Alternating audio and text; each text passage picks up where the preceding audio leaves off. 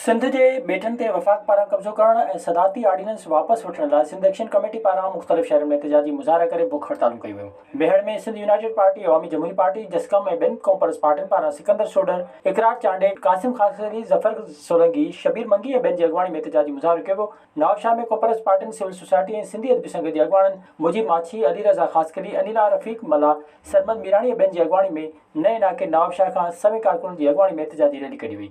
बदीन में Sindh action committee पारां ऐवान सहाफ़त ॾोंहुं मुज़ाहिरो कयो वियो। कंबर में अवामी तहरीक SDP पारां एहतजाजी मुज़ाहिरो कयो वियो। PP शहीद भुट्टो तरफ़ां प्रेस क्लब आॾो बुख हड़ताल कई वई। खैरपुर में सिंध यूनाइटेड पार्टी पारां मरियम तोप खां प्रेस क्लब ताईं एहतजाजी रैली कढी मुज़ाहिरो कयो वियो। इन मौक़े ते अॻवाननि मीर मुनवर टालपुर, फयाज़ खमीसाणी, अली अहमद मेमण ऐं ॿियनि ख़िताब कयो। शहदाद कोट में SUP SDP शहीद भुट्टो, जस्कम, अवामी तहरीक ऐं ॿियनि तंज़ीमुनि जे सभी कारकुननि लेबर हाल खां रुस्तम सूरो, हाकिम मस्तोई, अलहदाद ख़ुश्क ऐं ज़ाहिद मक्सी जी अॻवानी में एहतजाजी रैली कढी कोटू मोटू चौक ते धरणो हयो। काज़ी अहमद में सिंध यूनाइटेड पार्टी समाट CNG खां प्रेस क्लब काज़ी अहमद ताईं एहतजाजी रैली कढी मुज़ाहिरो कयो। इन मौक़े ते अॻवाननि धड़ी मशकलोई, कामरेड MB डायरी, पीर नईम ख़िताब कयो। कोटड़ी में कॉमर्स पार्टी जे कारकुन पारां सिंध जे ॿेटन ते वालार ख़िलाफ मार्च करे धरणो हयो वियो, जेके कुर्बान पवर, दीदार शाम, शबीर बंग, अमजद मस्तोई, मुज़ाहिमती शाइर, आशिक दादवी, लेखक सोजरे सिंधी ऐं ॿियनि ख़िताब कयो।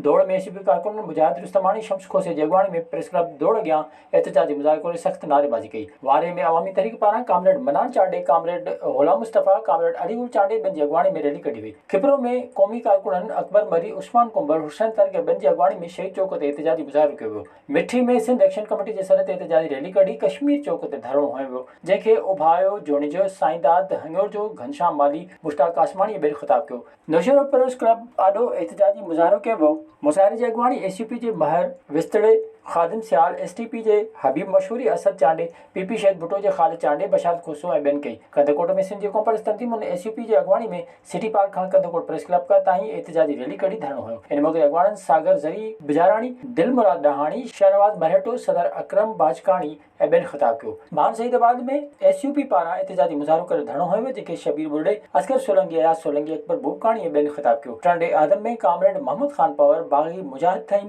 सागर डहराज जी अॻवानी में मोहम्मदी चौक खां प्रेस क्लब ताईं एहतजाजी मुज़ाहिरो करे नारेबाज़ी कई वई। इन मौक़े ते अॻवाननि ख़िताब कंदे चयो त सिंध जा ॿेट सिंध जी मिल्कियत आहिनि, जिते वफाक जी वालार खे कंहिं बि सूरत में बर्दाश्त न कयो वेंदो। विज़िट कयो अवामी आवाज़ मीडिया ग्रुप जी वेबसाइट awamiawaz.pk